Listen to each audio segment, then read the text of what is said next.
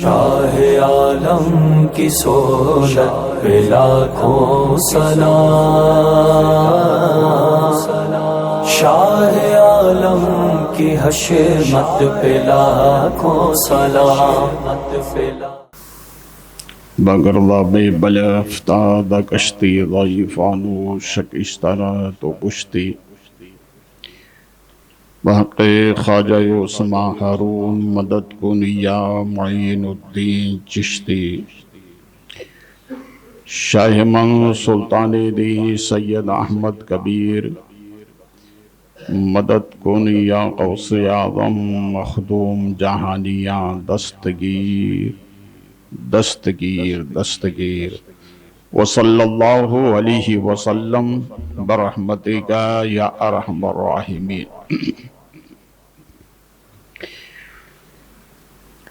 نحمدہ ونسلم علی رسولہ الکریم، اما بعد فاعوذ باللہ من الشیطان الرجیم، بسم اللہ الرحمن الرحیم، استعینوا بالصبر والصلاۃ۔ آمنت باللہ صدق اللہ مولانا العظیم و صدق رسولہ النبی الکریم، ونحن علی ذلک لمن الشاہدین والشاکرین والحمد للہ رب العالمین۔ انتہائی خلوص و محبت کے ساتھ گنبد رسول کی جانب لو لگا کر بھیگ دینے والے داتا و آقا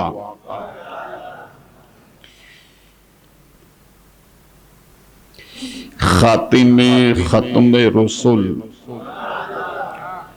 شمع سبل اصالت کل سیادت کل امارت کل ولایت کل فخر رسول مولائے کل کل علی کل جناب احمد مجتبی محمد رسول اللہ صلی اللہ علیہ وسلم کے دربار گہر بار میں انتہائی خلوص کے ساتھ ہدیہ درود پیش کریں۔ اللہم صلی علی مولانا محمد معدن الجود والکرم،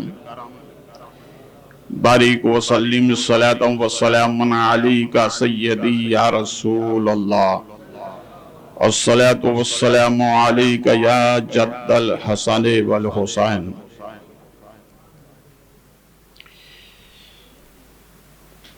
حسین تم کو ادب سے سلام کرتے ہیں، تمہارا ذکر تمہارے غلام کرتے ہیں۔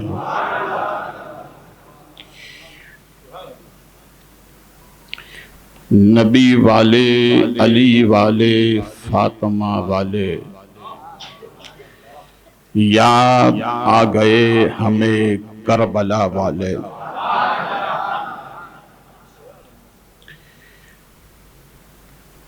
دوائیں درد اسیاں پنجتن کے در سے ملتی ہے،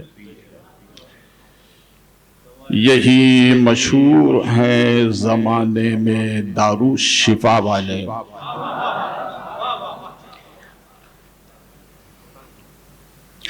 حسین ابن علی کی کوئی کیا مدد کر سکتا تھا، یہ ہیں مشکل کشا اور ہیں مشکل کشا والے۔ جب کسی نے میرے آقا سے وطن پوچھا تو فرمایا مدینے والے کہلاتے تھے اب ہیں کربلا والے۔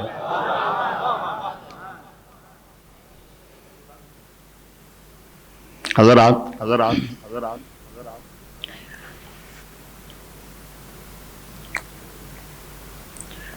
خبر کے ملنے پر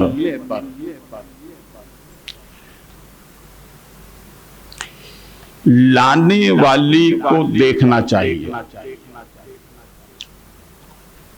اس لیے کہ فاسق و فاجر کی خبر معتبر نہیں ہوتی۔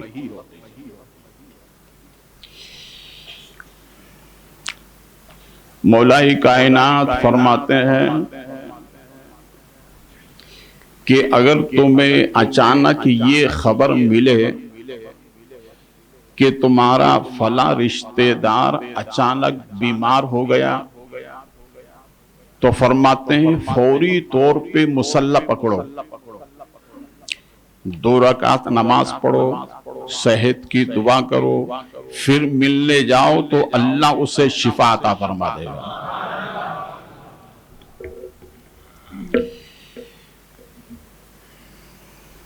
حضرات کربلا کیا ہے؟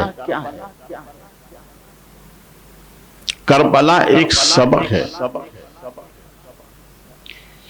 میں نے بچپن میں اپنے بڑوں سے سنا تھا، کربلا دور ہے جانا ضرور ہے۔ بولے محبت سے، کربلا دور ہے، سب بولیں، کربلا دور ہے، کیوں کہ کربلا ہی میں سب کچھ ہے۔ عبادت ہے تو کربلا میں، سیادت ہے تو کربلا میں، امامت ہے تو کربلا میں، سیادت ہے تو کربلا میں، سخاوت ہے تو کربلا میں، شجاعت ہے تو کربلا میں، سب کچھ آپ کو کربلا میں ملے۔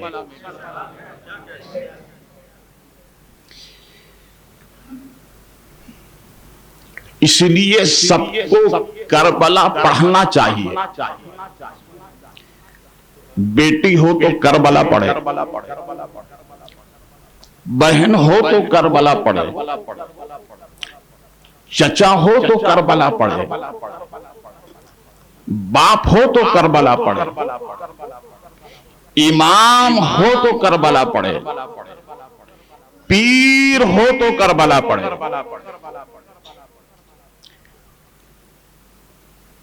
بیٹی پڑھے گی تو حضرت سکینہ یاد آئیں گے، بہن پڑھے گی تو حضرت زینب یاد آئیں گے، بیٹا پڑھے گا تو علی اصغر یاد آئیں گے، چچا پڑھے گا تو حضرت عباس یاد آئیں گے،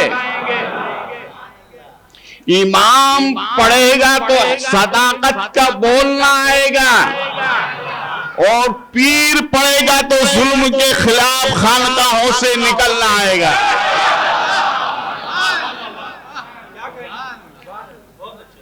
اس لیے کربلا سب پڑھا کرو۔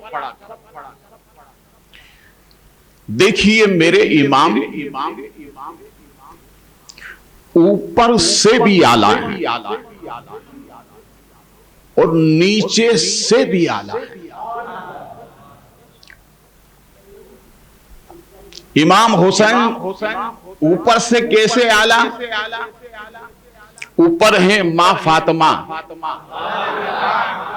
اوپر ہیں مولا علی، اوپر ہیں نبی، اوپر ہیں حضرت عبداللہ، اوپر ہیں سیدہ آمنہ، اوپر ہیں حضرت عبد المطلب، اوپر ہیں سیدہ فاطمہ۔ یہ اوپر والے ہیں اور نیچے والے غوث اعظم نیچے ہیں۔ ارے بولو، یہ امام حسین کی نسل سے ہیں، غوث پاک نیچے ہیں، غریب نواز نیچے ہیں، شاہ بخاری نیچے ہیں، نظام الدین اولیاء نیچے ہیں، شاہ برکات نیچے ہیں۔ نہ اوپر کا جواب ہے نہ نیچے کا جواب ہے، اس لیے اعلیٰ حضرت ارشاد فرماتے ہیں تیری نسل پاک میں ہے بچہ بچہ نور کا۔ دیکھیے آج تک تاریخ میں جتنے شعراء گزرے ہیں غریب نواز کا ذکر ہے تو غوث پاک کا نہیں، غوث پاک کا ہے تو غریب نواز کا نہیں، شاہ عالم بخاری کا ہے تو قطب عالم کا نہیں، قطب عالم کا ہے تو مخدوم جہانیہ کا نہیں، مگر اعلیٰ حضرت تمہاری تربت پر سلام، آپ نے ایسا شعر کہہ دیا جو صبح قیامت تک آنے والے مصطفیٰ کی اولاد سب شامل کر دیا۔ تیری نسل پاک میں ہے بچہ بچہ نور کا، تو ہے انہیں نور، تیرا سب گھرانہ نور کا۔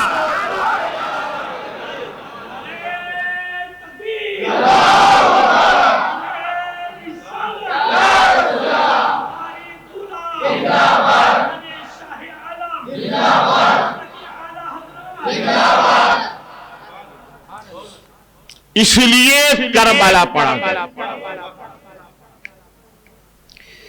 میرے امام کا قافلہ مکے سے روانہ ہوا، مقام رے پر پہنچا۔ ایک خبر آئی، لانے والے نے خبر یہ لائی کہ حضرت امام مسلم کو کوفیوں نے شہید کر دیا۔ مگر جب میرے امام نے یہ سنا تو سجدہ شکر ادا کیا۔ آپ نے بچیوں کو صبر کی تلقین فرمائی۔ کیوں؟ کہ ایمان اور صبر یہ دونوں کا جوڑا ہے۔ مولا کائنات سے کسی نے پوچھا کہ اللہ نے جہاں ایمان کے ساتھ صبر کا ذکر کیا ہے آخر کیوں؟ تو مولا کائنات فرماتے ہیں کہ صبر اور ایمان ایسا ہے جیسے جسم اور سر، بغیر سر کے جسم بیکار، ایسے ہی بغیر صبر کے ایمان بیکار۔ اس لیے کہ ایمان والا صابر ہوتا ہے، شاکر ہوتا ہے۔ اس لیے اللہ نے فرمایا میں صابرین کے ساتھ میں ہوں۔ کس کے ساتھ میں ہوں؟ اللہ صابرین کے ساتھ میں ہے۔ امام علی مقام رضی اللہ تعالیٰ عنہ نے بچوں کو صبر کی تلقین فرمائی، ہے نا؟ سب نے کہا کہ ہم اس کا بدلہ لے کے رہیں، مگر قدرت کو کچھ اور ہی منظور تھا، اس لیے کہ اس کے آگے بندے کی تدبیر چلتی نہیں، وہ جو چاہتا ہے وہی ہوتا ہے۔ رب کو مقصود کچھ اور تھا۔ اچانک ایک قافلہ سامنے سے آتا ہے اور آنے کے بعد اس نے امام کے راستے کو بند کیا، اس لیے کہ اعلان ہو چکا تھا کہ امام حسین جہاں بھی پائے جائیں ناکہ بندی کر دو۔ کیوں؟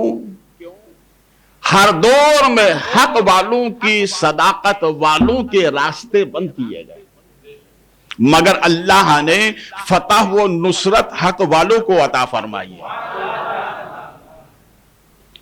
امام علی مقام رضی اللہ تعالیٰ اس مقام پر جلوہ گر ہوئے تو پانی کا چشمہ آپ کے پاس تھا۔ آنے والوں میں حضرت حور وہ اس وقت غلامی اختیار نہیں کیے تھے، وہ سامنے آئے اور کہا کہ پانی کا چشمہ تو آپ کے پاس ہے، ہمیں ضرورت ہے۔ تو امام فرماتے ہیں اللہ کی مخلوق پر پانی حسینی نہیں بند کرتے ہیں۔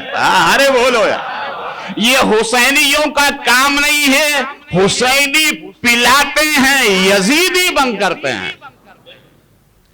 دیکھیے میدان بدر میں رسول کریم صلی اللہ علیہ وسلم جب جلوہ گر ہوئے تو گرمی کا موسم تھا، اچانک بارش ہونے لگی۔ اللہ کے پیارے نبی نے ارشاد فرمایا تھوڑی دیواریں اٹھا لو، پانی کے چشمے روک لو۔ روک لیا گیا، مگر کفار کا جو لشکر آیا اس میں پانی نہیں تھا۔ تو ان لوگوں نے صحابہ سے کہا کہ بھیا پانی یہ تو آپ کے قبضے میں ہے۔ ہمارے نبی فرماتے دشمن صحیح مگر پانی مت بند کر رہا۔ دشمن صحیح مگر پانی مت بند کرنا، پانی پلانا یہ حسینیوں کا کام ہے۔ بہرحال امام علی مقام رضی اللہ تعالیٰ عنہ سے مذاکرات ہوئے، ظہر کا وقت ہوا۔ دیکھیے آپ، میرے امام نے فرمایا کہ تم نماز کس کے پیچھے پڑھو گے؟ کہا ابن رسول کے ہوتے ہوئے ہم نماز کسی اور کے پیچھے نہیں پڑھیں گے۔ ظہر کی نماز ہو گئی، عصر کی نماز ہو گئی، مغرب اور عشاء ہو گئی۔ حضرت امام حسین نے حضرت حر سے کہا کہ بھئی اب معاملہ کیا ہے؟ کہ مجھے تو گرفتار کرنے کا حکم ملا ہے۔ تو آپ نے ارشاد فرمایا میں خود نہیں آیا، مجھے بلایا گیا ہے۔ یہ دیکھو اتنے خطوط ہیں۔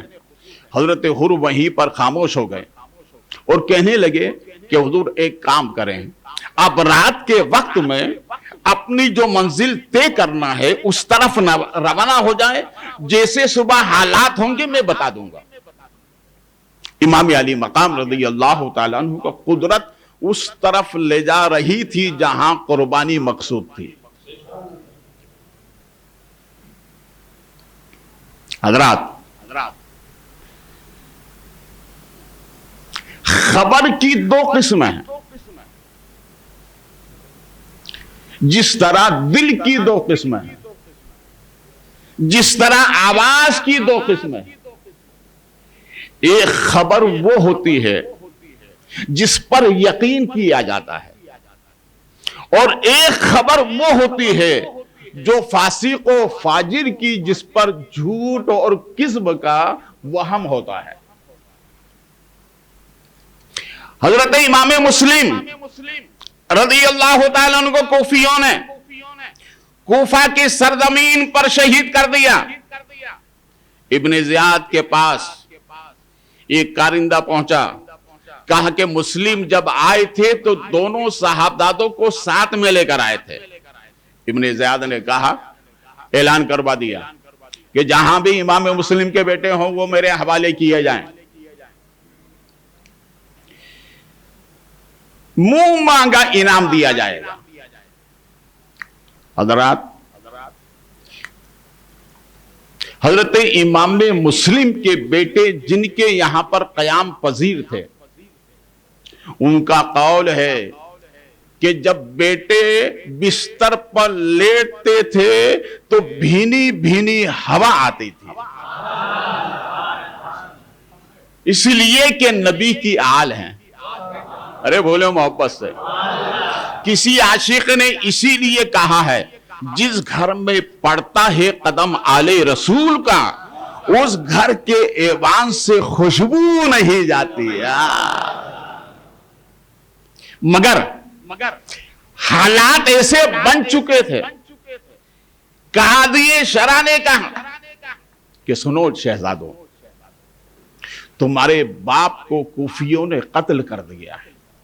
یہ سن کے بچے پریشان ہو گئے، مگر انہوں نے ایک تدبیر نکالی اور کہا سنیے، ایک قافلہ فلاں جگہ سے مدینہ کی طرف جانے والا ہے۔ بیٹے کو حکم دیا، نشانی دی اور جا کر یہ کہا کہ سنو اس قافلے میں بچوں کو سوار کر دینا۔ بیٹا لے کے چلا، مگر قدرت کو کچھ ہی منظور تھا، قافلہ جا چکا تھا۔ جب صبح سویرا ہوا، معلوم یہ ہوا کہ جس شہر میں باپ کو شہید کیا گیا اسی شہر کی یہ سرحد ہے۔ آپ چلتے چلتے چلتے چلتے چلتے چلتے، چھوٹے بچے تھے، ایک دیوار کے سہارے بیٹھ گئے۔ پوچھنے والے نے پوچھا کون ہو؟ تو سچے باپ کی اولاد تھے، سچ بولنا میراث میں پایا ہے، جو بات صحیح تھی وہ کہہ دی۔ ہم مسلم ابن عقیل کے بیٹے ہیں، ہم آل رسول ہیں، کا ایسے تو کئی آتے ہیں۔ آج بھی کچھ لوگ ایسا کرتے ہیں، یہ یزیدیوں کا طریقہ ہے، اور آل رسول کو سلام کرنا یہ حسینیوں کا طریقہ ہے۔ ٹھیک ہے، آگے بڑھ گئے۔ آگے بڑھنے کے بعد جس نے یہ کہا تھا کہ ایسے کئی آتے ہیں، رات میں اس نے خواب دیکھا، اور خواب کیا دیکھتا ہے کہ وہ جنت میں داخل ہو رہا ہے۔ رضوان جنت نے روک دیا، کہا کیا بات ہے؟ کہا میں جنتی ہوں، جنت میں جا رہا ہوں۔ کہا جنت کی سند؟ بولے سند ہے آپ کے پاس؟ کہ نام ہے اللہ رسول کا چاہنے والا ہو؟ کہا سند لائیے۔ آنکھ کھلی، پریشان ہوا۔ اس نے سوچا کہ اب انہی کو تلاش کرو جن کی وجہ سے مجھے جنت جانا ہے۔ تلاش کرتے کرتے کرتے کرتے معلوم ہوا کہ فلاں جگہ پر دونوں شہزادے ہیں۔ وہ جا کر منت سماجت کی کہ بھیا مجھے جنت کا معاملہ ہے، مجھے دونوں شہزادے حوالے کر دو۔ تو وہ پلٹ کر کہتا ہے اچھا دیکھنے کے بعد آئے ہو؟ ارے بولو نا یار محبت سے، دیکھنے کے بعد آئے ہو؟ بغداد میں ایک اللہ حوالے جن کا نام تاریخ میں بہلول دانا آتا ہے، جن کے مزار پر سرہانے سے آج بھی خوشبو آتی ہے، وہ حضرت بہلول دانا ایک مرتبہ دیوانگی میں مٹی اکٹھا کر کے گھروندے بنا رہے تھے۔ وہیں سے حضرت زبیدہ کا گزر ہوا، کہا کہ حضور کیا بنا رہے ہیں؟ فرمایا اگر یقین رکھتی ہو تو میں جنتی محل بنا رہا ہوں۔ کہا حضور بیچنے کا ارادہ ہے یا رکھنے کا؟ کہا بیچنے کا۔ کہا کتنی قیمت؟ بتائی، ادا کر دی۔ حضرت زبیدہ چلی گئی۔ رات میں جب ہارون رشید سوئے، یہ کون ہے حضرت زبیدہ؟ تھوڑا سمجھ لیے آپ اس کو۔ یہ وہ حضرت زبیدہ ہیں جو رسول کریم صلی اللہ علیہ وسلم کی ولادت کے دن پورے اپنی مملکت سے 3000 حافظ قرآن بچیوں کو بلاتی تھی، اور 12 دن سرکار کی آمد کی خوشی میں ختم قرآن کرتی تھی۔ یہ ہے حضرت زبیدہ۔ سمجھ میں آ رہی ہے آپ کے؟ انہوں نے کہا کہ حضور ٹھیک ہے، سودا طے ہوا، چلی گئی۔ رات میں انہی کے شوہر حضرت ہارون جب بستر پر لیٹے تو خواب دیکھا، اور خواب کیا دیکھا کہ جنتی محل ہے جس پر لکھا ہوا ہے حضرت زبیدہ۔ آپ نے جانا چاہا، روک دیا۔ کہا کیوں؟ یہ تو میری بیوی کا دنیا میں ابھی نہیں ہے، یہ تو انہی کا محل ہے، اس میں وہی جائیں گے۔ بیدار ہوئے۔ کہا زبیدہ یہ بتاؤ کون سی نیکی تم نے کی ہے جس کی بنیاد پر جنت کے دروازے پر میں نے تمہارا نام دیکھا ہے؟ کہا کچھ نہیں، صرف ایک اللہ والے سے وہ مکان بنا رہے تھے، کہا یہ جنتی مکان ہے، میں نے خرید لیا۔ کہا کس سے؟ کہا حضرت بہلول دانا سے۔ یہ دوڑے دوڑے حضرت بہلول دانا کے پاس آئے، پھر آپ وہی بنا رہے تھے۔ کہا حضور یہ کیا ہے؟ کہا جنتی محل۔ کہا حضور بیچنا ہے؟ بولا ہاں۔ کہا قیمت کیا ہے؟ کہا تیری آدھی سلطنت۔ تو کہا حضور اتنا مہنگا تو سونا نہیں ہوتا جتنا آپ نے بڑھا دیا ہے، اتنا دام آپ نے بڑھا دیا ہے۔ تو فرمایا سن، زبیدہ نے بغیر دیکھے خریدا ہے، تو دیکھ کر آیا ہے۔ ارے بولو یار محبت۔ تو اس بندے خدا نے کہا ہے کہ تو دیکھ کر آیا اس لیے تلاش کر رہا ہے، اب یہ انمول ہیرے میں تیرے حوالے نہیں کروں گا، یہ سب کو نہیں ملتے، قسمت والوں کو ملتے ہیں، ہے نا؟ بولے محبت سے۔ اور ہر حسینی قسمت والا ہے، اور قسمت والا ہی عظمت والا ہوتا ہے، اور عظمت والا ہی قسمت والا ہوتا ہے۔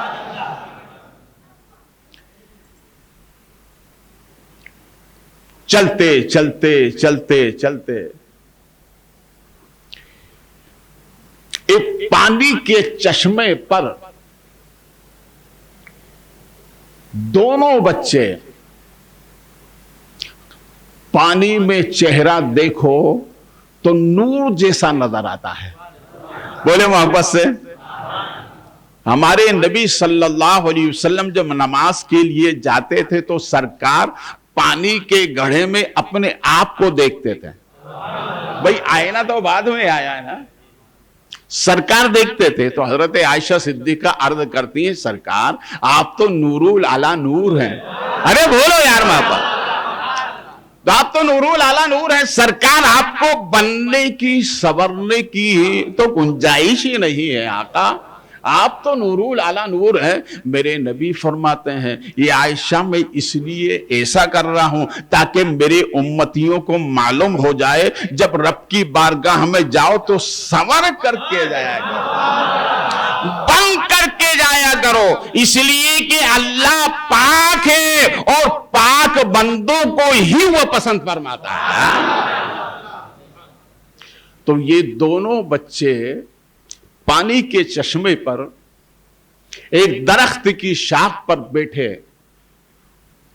دو خاتون آتی ہیں چشمے پر پانی لینے کے لیے۔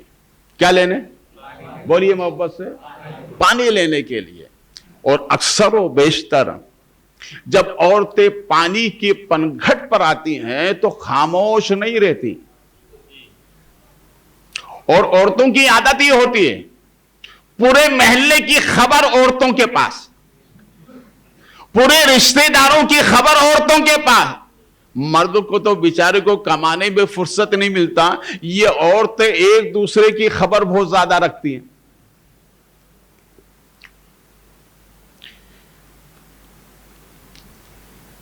کچھ لوگوں نے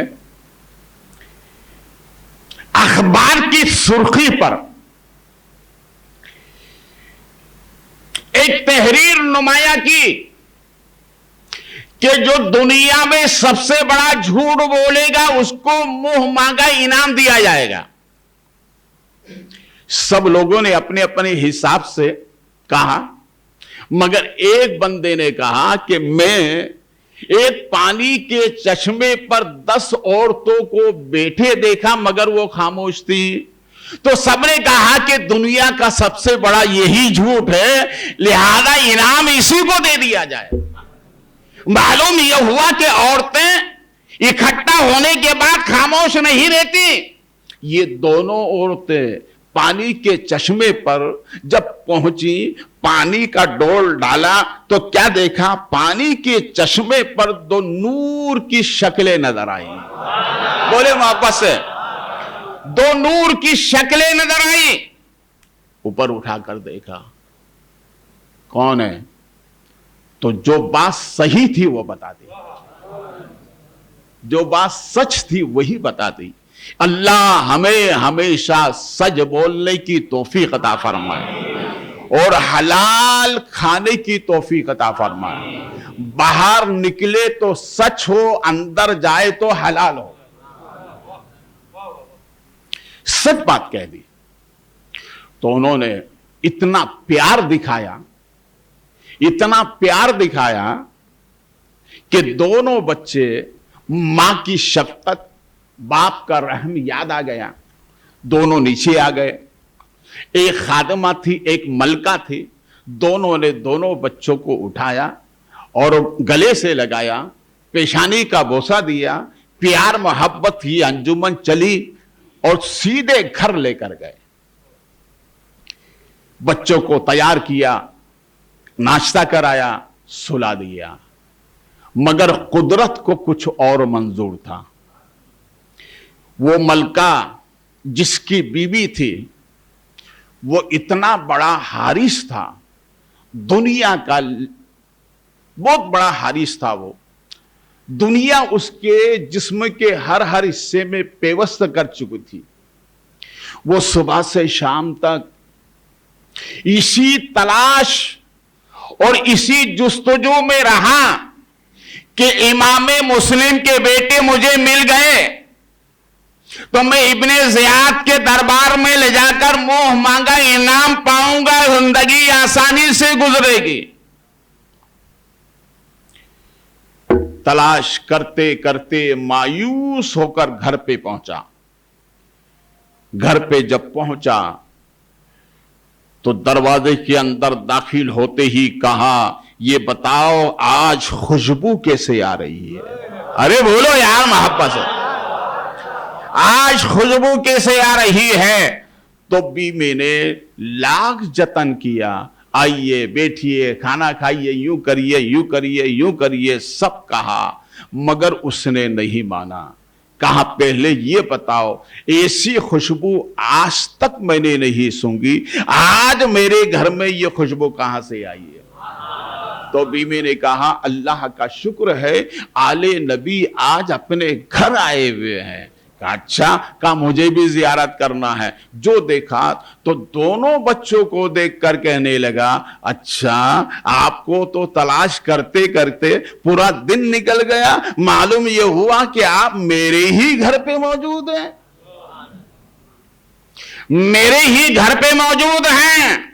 علامہ تفتازانی علیہ رحمت و رضوان ارشاد فرماتے ہیں کہ میں اپنے طالب علم کے دور میں پڑھائی میں بڑا کمزور تھا، میرے ساتھی بھی مجھے تانا دیتے تھے، میرے استاد بھی مجھے تانا دیتے تھے اور کہتے تمہارے گھر والوں نے تمہیں بیکار بھیجا ہے۔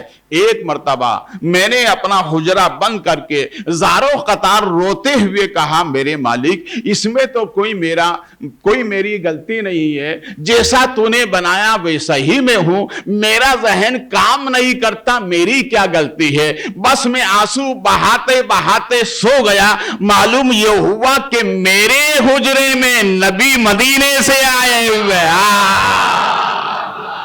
رسول کریم صلی اللہ علیہ وسلم نے اپنا دست نبوت میری پیشانی پر لگایا اور ارشاد فرمایا جاؤ آج کے بعد دنیا تمہارے نام پر فخر کرتی رہے گی۔ حجرے سے خوشبو آنے لگی، ایسی خوشبو کسی پھول میں نہیں جیسی خوشبو میرے نبی کے پسینے میں۔ سرکار بشارت سنائی چلے گئے، صبح فجر کے وقت بیدار ہوئے، خوشبو آتی رہی۔ نبی آتے ہیں تو آنے کا پتہ دے کے جاتے ہیں۔ علامہ تفتازانی فرماتے ہیں کہ میں اپنی درسگاہ میں پہنچا تو میرے استاد کھڑے ہو گئے، استاد تھے نا، کھڑے ہو گئے اور کھڑے ہونے کے بعد میں کہا کاش کہ تمہاری جیسی قسمت میں پاتا تو مجھے بھی نبی کی زیارت ہو جاتی۔ ارے بولے محبت سے، مجھے بھی نبی کی زیارت ہو جاتی۔ وہ عرض کرتے حضور حجرے میں اکیلا تھا، آپ کو کیسے معلوم ہوا؟ فرمایا کہ جب نبی آئے تھے میں بھی موجود تھا۔ ارے بولو یار محبت۔ تو آل رسول کا قدم جہاں پڑتا ہے خوشبوئیں بتاتی ہیں کہ یہاں کوئی آیا ہوا ہے۔ ارے بولو یہاں پر کوئی، بولے محبت سے، یہاں پر کوئی آیا ہوا ہے۔ اور تاریخ سنیے، مدینہ اور مکہ آج تو بہت آسانی ہے، مگر آپ 200 برس پیچھے جائیں تو اس وقت آسانی کیا تھی کہ لوگ کھچر پر، اونٹوں پر سوار ہو کر مکے سے مدینے کی مسافت طے کرتے تھے۔ جیسے آج آپ نے دیکھا وہ اجمیر شریف ہم جاتے ہیں تو سروار شریف کے لیے، سامر شریف کے لیے، ناگور شریف کے لیے گاڑیوں کا انتظام ہے۔ تو اس وقت انتظام کیا تھا کہ اس وقت حاجیوں کو مکے سے مدینہ لے جایا جاتا تھا اونٹ کی سواری پر۔ کس پر؟ بولے محبت سے، اونٹ کی سواری پر۔ ایک اللہ والے فرماتے ہیں کہ میرا ایک اونٹ والے سے سودا ہو گیا اور کہا کہ سنو مجھے جلدی سے مدینہ پہنچانا ہے. حج کے فرائض کی تکمیل کے بعد جن کا وہ گھوڑا تھا وہ لانے لے جانے میں تھکان ہوتی ہے, حاجیوں کا ہجوم ہوتا ہے. جیسے اجمیر میں جتنی بھی خواجہ کے دیوانے جاتے آتے ہیں گاڑی لانا لے جانا تو آدمی ڈرائیور تھک جاتا ہے, تو ویسے ہی وہ مدینے سے مکہ, مکہ سے مدینہ حاجیوں کو لاجل لے جاتے تھے. اچانک طے ہو گیا ٹھیک ہے ہم مدینہ چھوڑیں گے, مگر جب مدینے کے لیے روانہ ہو گئے تو تھکان کی بنیاد پر نیند کے جھونکے آتے تھے. جب جھونکے آتے تھے تو وہ اونٹ آہستہ آہستہ چلنے لگتا تھا, تو پیچھے جو بیٹھے ہوئے تھے اللہ والے وہ آگے والے ہانکنے والے کو ٹلہ لگاتے تھے کہ بھیا سو مت, جلدی لے کے چلو. مگر وہ اللہ والے اتنی جلدی کیوں کرتے تھے؟ اس لیے کرتے تھے کہ وہ ہر رات خواب میں رسول پاک کو دیکھا کرتے تھے. ارے بولے محبت سے, اللہ کے پیارے نبی کو دیکھا کرتے تھے تو ان کا خیال تھا کہ جلدی مدینے پہنچوں. ابھی تک میں نے خواب میں وطن میں نبی کو دیکھا ہے, آج مدینے میں نبی کو دیکھنا ہے. مگر جب مدینہ پہنچے درباری رسول میں حاضری ہوئی, رات میں سوئے, خواب میں نبی نہیں آئے. ایک دن ہوا, 2 دن ہوا, 3 دن ہوا, یہاں تک کہ 1 ہفتہ گزر گیا, نبی خواب میں نہیں آئے. بہت پریشان کہ وطن میں تھا نبی آتے تھے, مدینے میں آنے کے بعد نبی خواب میں نہیں آ رہے. تو انہوں نے ایک اہل دل سے پوچھا کہ میرا یہ حال ہے, بتائیے راستہ کیا ہے. تو اس اہل دل نے کہا, اس اللہ والے نے کہا, مدینہ شریف میں ایک مجذوب ہیں, ایک اللہ والے ہیں, ان کے پاس جاؤ تمہارا مسئلہ حل ہو جائے گا.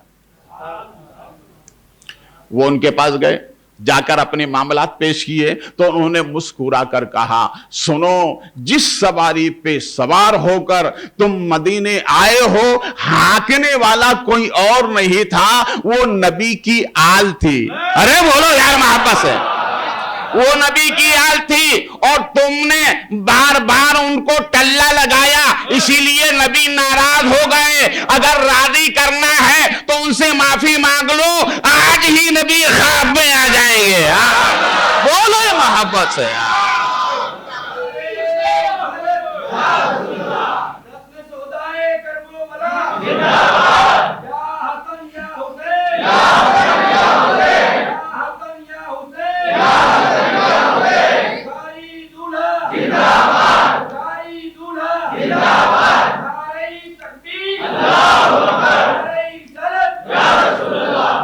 اگر نبی کا قرب پانا ہے تو آل نبی سے قریب ہو جاؤ, اور آل نبی کا قرب پانا ہے تو نبی سے قریب ہو جاؤ. مگر یہ نعمتیں سب کو نہیں ملا کرتی, قسمت والوں کو ملا کرتی ہے. رب کی تدبیر کی آگے بندے کی کوشش نہیں چلتی ہے. اس نے کہا اچھا تم ہی میرے یہاں پر میزبان آئے ہو, براجمان ہو, میرے یہیں پر جلوہ گر ہو. تاریخ بتاتی ہے کہ بڑی بے دردی کے ساتھ اس نے گھر سے باہر نکالا.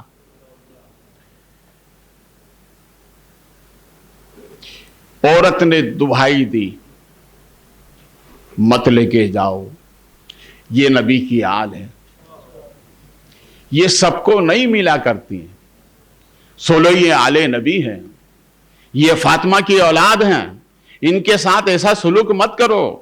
قدرت ناراض ہو گئی تو تمہارا نام و نشان دنیا سے مٹ جائے گا. مگر اس کے دل و دماغ پہ تو دنیا چھائی ہوئی تھی, اور جس کے دل دماغ پر دنیا چھا جائے پھر اسے اچھی بات سمجھ میں نہیں آتی. اس لیے غوث اعظم فرماتے ہیں میرے مریدوں دنیا کو ہاتھ میں رکھو, دنیا کو ہاتھ میں رکھو عبادت ہے، دنیا کو ہاتھ میں رکھو عبادت ہے، دل میں رکھو گے تو دنیا ہے، دل میں رکھو گے تو دنیا ہے۔ اس دنیا کی حد تک دل میں صرف نبی اور آل نبی کی محبت ہونا چاہیے۔ بے دردی کے ساتھ دونوں بچوں کو نکالا۔ اب میں وہ الفاظ میری ہمت نہیں ہو رہی ہے کہ جو مورخین نے لکھے ہیں، میری ہمت نہیں کہ میں وہ بیان کروں، بس چیدہ چیدہ سن لیجیے آپ، اس لیے کہ میرے گھر کی داستان ہے، میں اسے بیان نہیں کر سکتا۔ بے دردی کے ساتھ نکالا، بال پکڑے، زمین پر گھسیٹا اور دریا کی طرف لے کر گیا۔ پیچھے اور اس کی بیوی، اس نے کہا ناہنجار یہ ایسا کام مت کر، میں قیامت کے دن سیدہ فاطمہ کو کیا منہ دکھاؤں گی۔ اس نے تلوار نکالی، کہا مرنے کے لیے تیار ہو جاؤ۔ بڑا بھائی کہتا ہے کہ پہلے مجھے ذبح کرو، اس لیے کہ چھوٹے کا تڑپنا مجھے دیکھا نہیں جائے گا۔ چھوٹے نے کہا پہلے مجھے قربان کرو، اس لیے کہ بھائی کا تڑپنا مجھے دیکھا نہ جائے گا۔ تاریخ بتاتی ہے دونوں بھائی لیٹ گئے، گلے سے گلا ملا لیا۔ دیکھو یہ کربلا کا سبق ہے، بھائی کتنا ہی دشمن کیوں ہو جائے مگر ہے بھائی۔ بھائی بھائی سے جدا نہ ہو، بھائی بھائی سے الگ نہ ہو، ایک خون ہے۔ دنیاوی بات میں کوئی تکرار ہو جائے، کچھ دنوں کے بعد صلح کر لیا کرو، زیادہ رکا مت کرو۔ بھائی بھائی کے ہی کام آتا ہے۔ اس لیے ہمارے بزرگوں نے فرمایا کہ چلو راستہ صاف چاہے پھیر ہو، کھاؤ ماں کے ہاتھ کی چاہے زہر ہو، بیٹھو بھائی کے ساتھ چاہے بیر ہو۔ کچھ بات ہو جائے بھائی میں مگر بھائی زہر نہیں دے سکتا، ماں زہر کی روٹی اولاد کو کھلا نہیں سکتی۔ راستہ پھیر والا ہو، تھوڑا وقت لگے گا مگر حادثہ کبھی ہو گیا تو دوسرے مدد کے لیے آ جائیں گے۔ اس لیے اس کو احتیاط کرنا چاہیے۔ دونوں بھائی لیٹ گئے، اس کی تلوار اٹھی، فضا میں لہرائی اور دونوں بھائی کو ایک ساتھ اس نے شہید کر دیا۔ انا للہ و انا الیہ راجعون۔ اللہ ان کی تربت پر رحمت و نور کی بارش فرمائے۔ جب میں 89 میں پہلی مرتبہ میری حاضری ہوئی تھی تو میں بڑا درد کے ساتھ ان کی بارگاہ میں کھڑا ہو کر دعائیں کرتا رہا۔ کربلا کربلا ہے، آدمی صحیح سے کربلا کو پڑھ لے تو وہ جب تک دنیا میں رہتا ہے اس کی زبان سے جھوٹ نہیں نکل سکتے۔ ایک تاریخ کا جملہ بول رہا ہوں، یہ مسجد ہے اس لیے نام نہیں لوں گا۔ جب ہمارا ملک فتح ہوا تو لوگوں نے سوال کیا کہ ملک فتح کرنے میں آپ نے بہت دیر لگائی، تو اس نے پلٹ کر کہا کاش کہ مجھے حسین جیسے 72 ساتھی مل جاتے تو ایک دن میں فتح کر لیتا۔ اللہ اچھے ساتھی عطا فرمائے۔ سب کی زبان پر صبر ہے، سب کی زبان پر صبر ہے۔ ساتھی ایک امام حسین کے ساتھیوں کی سوچ وہ ہے جو امام حسین کی سوچ ہے، کردار ان کا وہی ہے جو امام حسین کا ہے۔ بولی ان کی وہی ہے جو امام حسین کی ہے. ارے دیکھو یار، اللہ قسمت والوں کو ایسے ساتھی عطا فرماتا ہے. اس لیے ہمارے نبی فرماتے ہیں کہ جب تک مجھے ابو بکر نہیں ملے تھے، جب تک مجھے عمر نہیں ملے تھے، جب تک مجھے عثمان نہیں ملے تھے، اسلام نہیں پھیلا تھا. اچھے ساتھی مل گئے، اسلام خود بخود پھیل گیا ہے.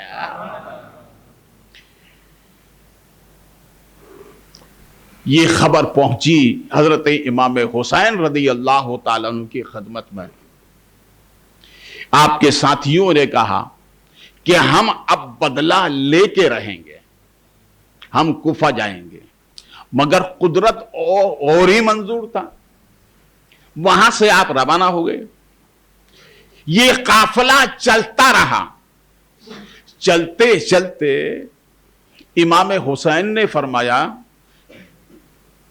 شہزادے یہ بتاؤ اس زمین کا نام کیا ہے؟ کہا اس زمین کا نام ماریا ہے، اور ایک زبان میں اسی زمین کو کربلا کہتے ہیں. کیا کہتے ہیں؟ اسی زمین کو کربلا کہتے ہیں. کربلا دور ہے جانا، کربلا دور ہے جانا ضرور ہے. یہی کربلا ہمیں پیام انقلاب دیتی ہے. امام علی مقام رضی اللہ تعالیٰ کا قافلہ نور 72 جانثار اس زمین پر پہنچے. وقت کون سا تھا؟ فجر کا. کون سا وقت تھا؟ بولے بولے محبت سے.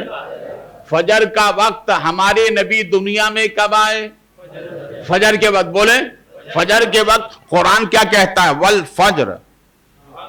اے محبوب تمہارے آنے کی قسم، اے محبوب وقت فجر کی قسم، اے محبوب جب آپ آئے اس وقت کی قسم، اور اے محبوب آپ جو مشن لے کر آئے اور اس مشن پر جس نے عمل کیا اس میرے بندے کی قسم. امام علی مقام رضی اللہ تعالیٰ عنہ اسی مشن کو لے کر مکے سے کربلا پہنچے. مشن کیا تھا؟ میں نے کل 2 باتیں بتائی تھی. پہلا مشن یہ تھا کہ بندوں کا تعلق رب سے ٹوٹنے نہ پائے. یہ پہلا مشن تھا. دوسرا مشن یہ تھا کہ نظام مصطفیٰ قائم رہے. بولے محبت سے. بولے بولے نظام مصطفیٰ قائم رہے. اور تیسرا مشن یہ تھا کہ کربلا میں ایسا سجدہ کیا جائے، ایسا سجدہ کہ اس کے بعد صبح قیامت تک کوئی کر نہ پائے. اس لیے صوفیہ فرماتے ہیں کہ نبی کا پہلا سجدہ، ہمارے نبی کا کون سا پہلا؟ جیسے سرکار جب دنیا میں آئے تو سب سے پہلے سجدہ کیا ہے، تو نبی کا پہلا سجدہ اور حسین کا آخری سجدہ جو یہ سمجھ لے وہ بے نمازی ہو نہیں سکتا. ارے بولے یار محبت سے. وہ بے نمازی ہو نہیں سکتا. اس لیے سیرت نگاروں نے قلم اٹھائے ہیں، نبی کریم صلی اللہ علیہ وسلم کی سیرت بیان کی ہے تو کہا ہے نبی نے زندگی میں 2 کام کبھی نہیں چھوڑے. ایک تو خدا کو سجدہ کرنا نہیں چھوڑا، اور ایک اپنی امت کے لیے دعا کرنا نہیں چھوڑا ہے. دعا کرنا نہیں چھوڑا ہے. میرے نبی نے ہمیشہ اپنی امت کے لیے دعائیں کی ہیں. ایک موقع پر سرکار نے فرمایا میرے غلاموں سنو، مبارک ہو انہیں، مبارک ہو انہیں، مبارک ہو انہیں. صحابہ نے کہا سرکار یہ مبارک بادی کن کے لیے؟ نبی فرماتے ان کے لیے جنہوں نے مجھے دیکھا نہیں ہے. ارے بولو یار محبت. جنہوں نے مجھے دیکھا نہیں ہے. عرض کرتے میرے آقا ہم نے تو آپ کو دیکھا ہے. نبی ارشاد فرماتے ہیں سنو دیکھا مانا کب؟ سنو دیکھا تو صحیح، مانا کب؟ سورج کو پلٹاتے دیکھا تو تم نے مجھے مانا، चांद को दो टुकड़े करते देखा तो तुमने मुझे माना, कंकरियों से कलमा पढ़वाते देखा तो तुमने मुझे माना, दरख्त को बुलवाते देखा तो तुमने मुझे माना। मेरे साहबा सुनो, मेरी आने वाली उम्मत ने कुछ नहीं देखा फिर भी मुझे माना है।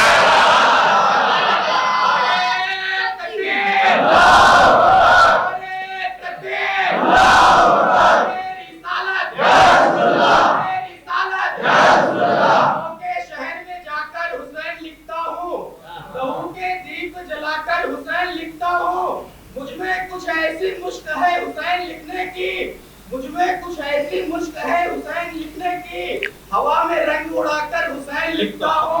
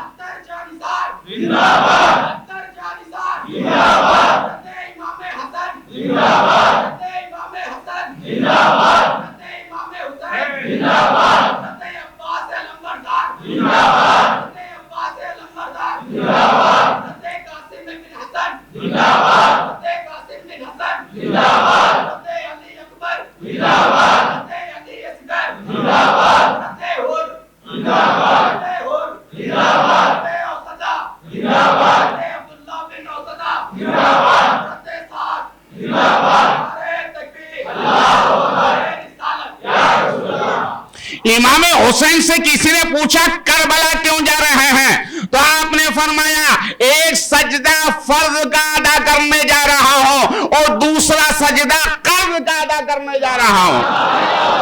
पूछा कर्ज का सजदा क्या है, कहा नबी नाना जान मक्के में अचानक घर से चले गए, तलाश किया नबी मिले नहीं। एक चरवाहे ने पता दिया कि रोने वाला ऐसा रो रहा है जारो कतार, जिसकी बुनियाद पर मेरी बकरियों ने चरना फिरना छोड़ दिया है। हजरत अबू बकर सिद्दीक गए, उमर फारूक आदम गए, उस्मान ज़ुन्नुरैन गए, मौला अली गए, सहाबाए किबार गए, मगर नबी ने सर नहीं उठाया। जैसे ही सैयदा फातिमा गई हैं, नबी ने सर उठाकर फरमाया कि ए शहजादी, अगर तुम नहीं आती तो मैं उस वक्त तक सर नहीं उठाता जब तक मैं अपने रब से मैं अपनी उम्मत के गुनाहों को माफ ना करवा लेता। बेटा आजे बख्शी गई, आधे बाकी है। तो सैयदा ने कहा बाबा जान घबराइए मत, मैं हुसैन का सजदा देकर उम्मत की मग़फ़िरत करा लूंगी।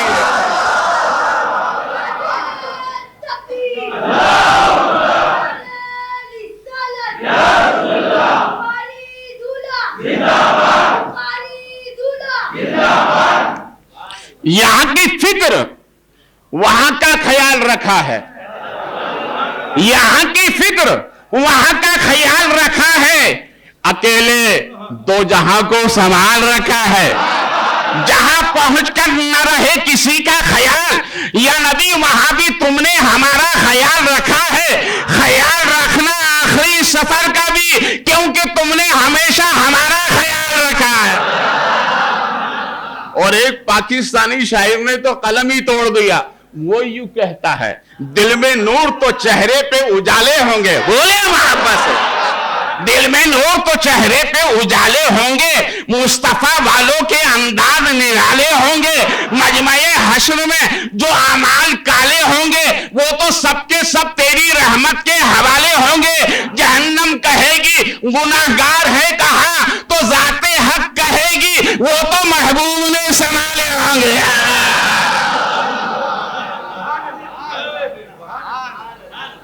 वो तो महबूब ने, बोले मोहब्बत से। हुसैन करबला जा रहे हैं हमारे और आपके लिए, वरना उनको जरूरत नहीं थी, तो वो तो शहजादा ही मुस्तफा हैं। ममलिकत उनके कदमों में, शहंशाही उनके कदमों में, ताजवरी उनके कदमों में। उन्हें जाने की जरूरत नहीं थी, मगर निकले हैं हुसैन तो हमारे तुम्हारे लिए। ہماری آبرو بچانے کے لیے، دین کے علم کو بلند کرنے کے لیے، قرآن کے تحفظ کے لیے، ناموس مصطفیٰ کے لیے اور گناہگار امت کو بخشوانے کے لیے۔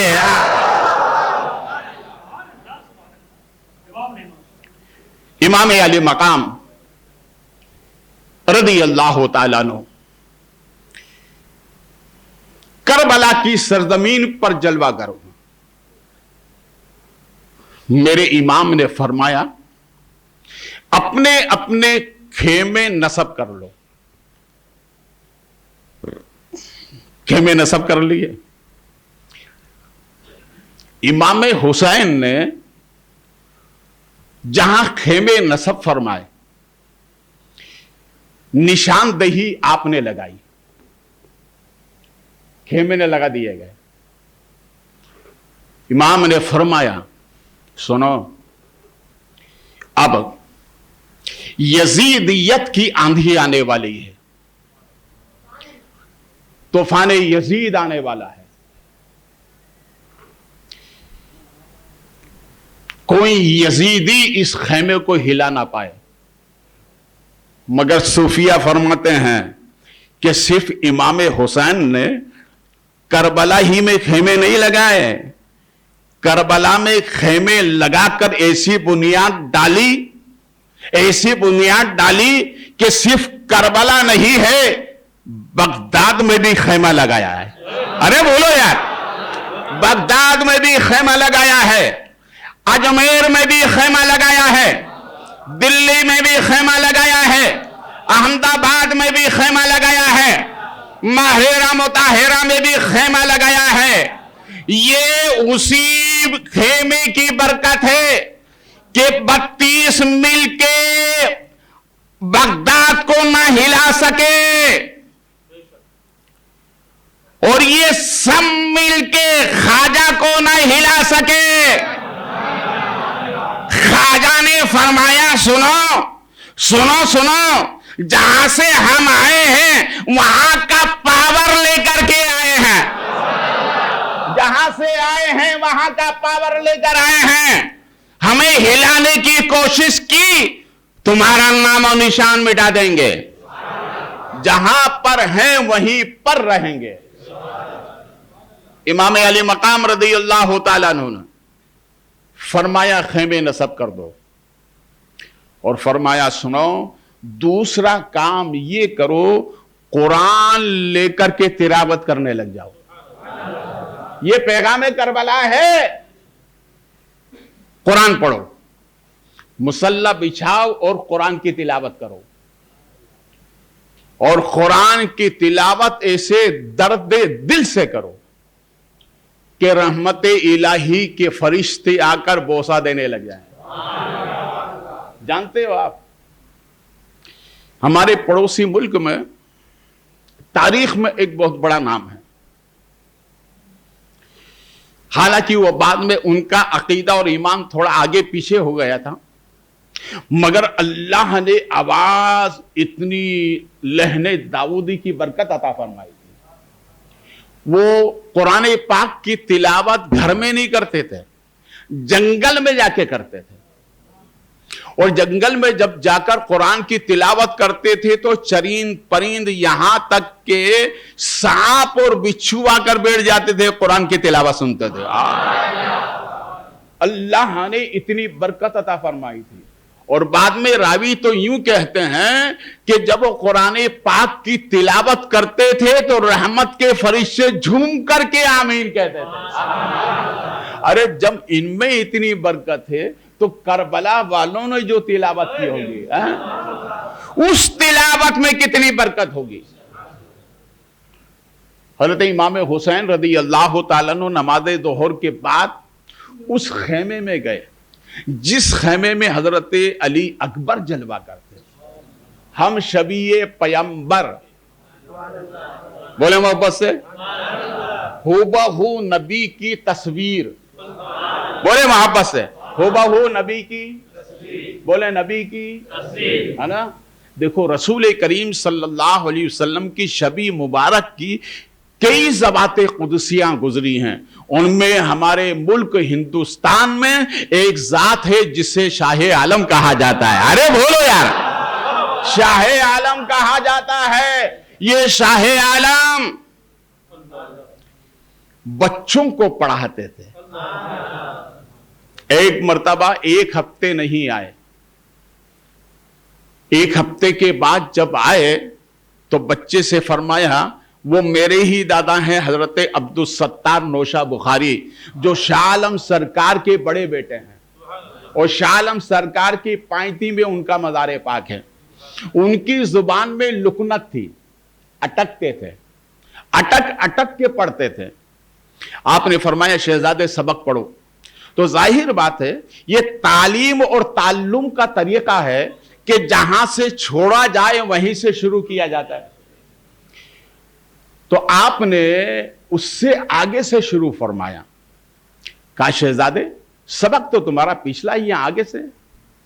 میں ایک ہفتے تو آیا نہیں، سبق اتنا آگے کیسے بڑھا؟ تو کہا نہیں ابا حضور آپ برابر آتے رہے، کوئی ناگا نہیں کیا آپ نے. ارے کہا نہیں ایک ہفتے نہیں آیا میں. نہیں، بولے نہیں آپ تو آتے رہے. آپ نے فرمایا کہ شہزادے کیا بات ہے؟ کہنا حضور آپ مسلسل آتے رہے. اسی وقت شاہ عالم سرکار نے کشف فرمایا. کیا فرمایا؟ کشف. یہ ولایت کی منزل میں ایک اعلیٰ نعمت ہے، اور جس کو اللہ کشف کی دولت دیتا ہے وہ ہند میں رہ کر کے مدینہ دیکھتا ہے. بڑی نعمت ہے، مگر یہ کشف ملتا ہے دل کی پاکی کے ساتھ. جتنا پاک دل ہوتا ہے اتنا ہی اللہ اسے کشف عطا فرماتا ہے. تو آپ نے کشف فرمایا. جیسے ہی کشف فرمایا تختے سے کھڑا ہو گیا، دوسرا تخت منگایا گیا اور کہا میرے شاگردوں تمہیں مبارک ہو. بولے بولے محبت سے، میرے شاگردوں تمہیں مبارک ہو. کہا حضور کس بات کی مبارکبادی؟ فرمایا سنو، ایک ہفتے جب میں نہیں آیا تو ایک ہفتے مدینہ پاک سے رسول پاک تشریف لاتے رہے، تمہیں پڑھاتے رہے. ارے بولو یار، تمہیں پڑھاتے رہے. حضرت عبدالستار نوشہ بخاری ارشاد فرماتے شہزادے یہ بتاؤ تمہاری زبان میں جو لکنت تھی اس کا کیا ہوا؟ کہ ایک ہفتے پہلے آپ ہی نے مجھے اپنا لعاب دہن دیا جس کی وجہ سے زبان کی اٹک جاتی رہی. ارے بولو یار محبت سے، زبان کی اٹک جاتی رہی. یہ میرے خاندان میں آج بھی پائی جاتی ہے، مگر بچپن میں نہیں، بچپن میں مجھے یاد نہیں ہے، مگر میری والدہ کہتی ہیں بیٹے تم بچپن میں بہت اٹک اٹک کے بولتے تھے. تو میں نے کہا ماں اب؟ کہا بیٹا میری دعا ہے اب تو بہت اچھے بولتے ہو. بولے بولے محبت سے، اتنے اچھے بولتے ہو کہ غلام رسول نبی کا غلام ہو جاتا ہے، اور نزدیت کو اچھال اچھال کر ایسا بولتے ہو کہ نزدیت پناہ مانگنے لگ جاتی ہے. ارے جب اولاد کا یہ عالم ہے تو باپ کا عالم کیا ہوگا؟ کہ ایک ہفتے پہلے آپ نے اپنا لعاب عطا فرمایا تھا. ارشاد فرمایا شہزادے مبارک ہو، وہ میں نے نہیں دیا ہے رسول پاک نے عطا فرمایا. ارے بولو یار محبت سے، میں نے نہیں دیا رسول پاک نے عطا فرمایا ہے. صوفیاء اذکار فرماتے ہیں ہندوستان میں ایک ایسی خانقاہ ہے واحد جہاں نبی آ کر بچوں کو پڑھا کر گئے ہیں. وہ خانقاہ ہے شاہ عالم بخاری ہے، اور اسی خانقاہ کی مناسبت سے آپ کے گاؤں ٹین منور میں خانقاہ شاہ عالم بخاری ہے.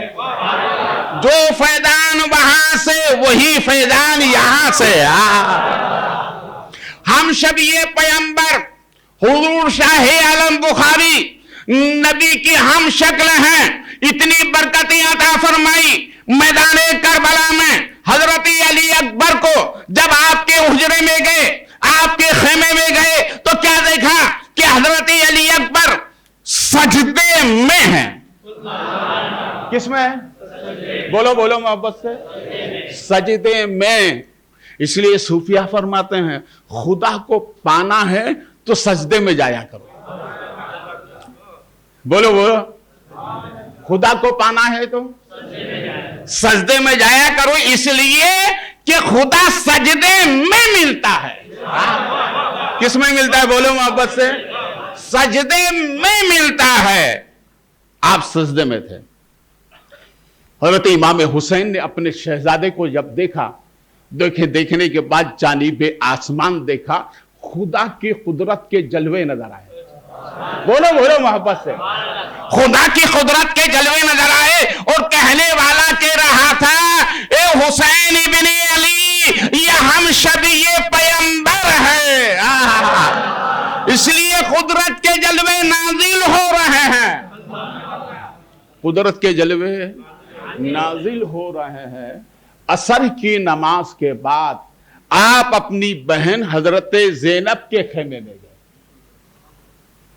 اور جانے کے بعد فرمایا بہن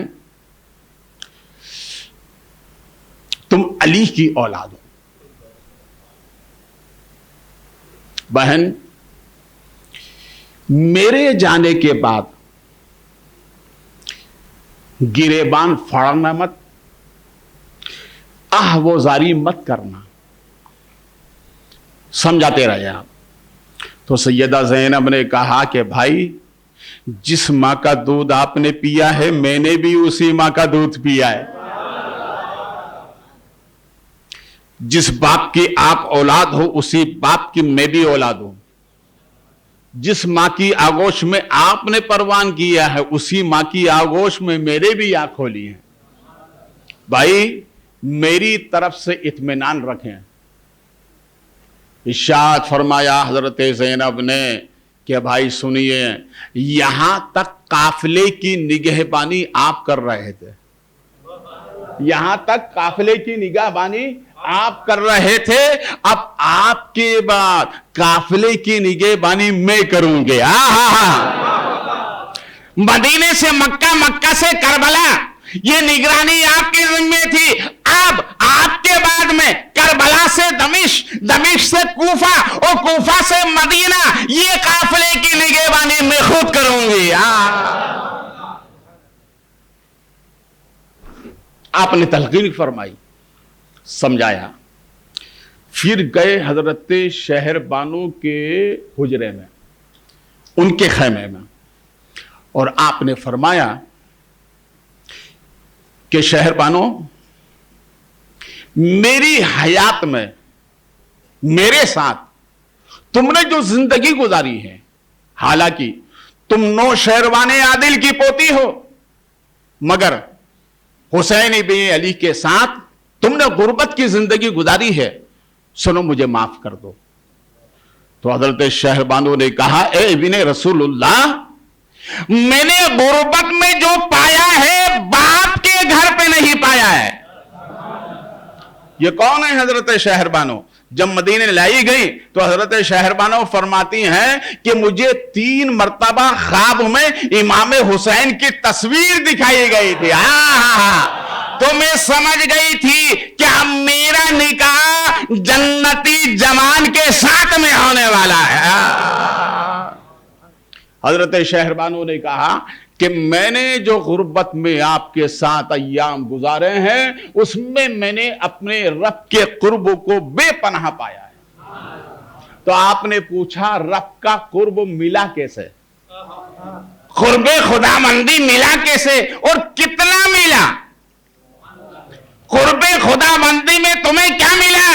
تو فرماتی ہیں سنو اے ابن رسول اللہ، قرب خدا مندی میں مجھے یہ انعام ملا کہ آج میں کربلا میں ہوں اور صبح قیامت تک جب آپ کی داستان دہرائی جائے گی تو میرا بھی نام لیا جائے گا.